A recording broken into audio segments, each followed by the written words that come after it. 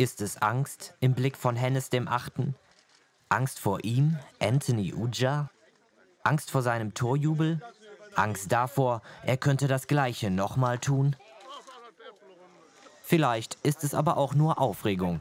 Immerhin feiert der berühmteste Geißbock der Welt heute seinen 8. Geburtstag. Ujah kommt zum Gratulieren. Der Jubel vom Sonntag soll nicht mehr vorkommen. Der Sieg war sehr, sehr wichtig. Ich war so happy.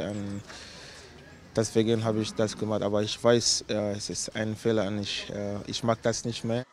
Er hat die Szene zwischen Ujah und Hennes aus nächster Nähe verfolgt. Ingo Reibke betreut den Bock zusammen mit Hilde Schäfer seit 2006 während der Spiele.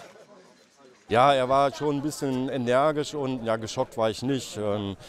Ich kannte die Szene halt schon und ja, das ist halt einfach so. Ne?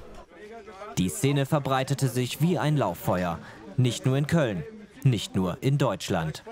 Vietnam, Thailand, Frankreich, Portugal, überall ist die Szene mit Anthony Ujah durch die Medienlandschaft geflogen. Das ist schön zu sehen, von daher sind wir froh, dass wir ihn haben.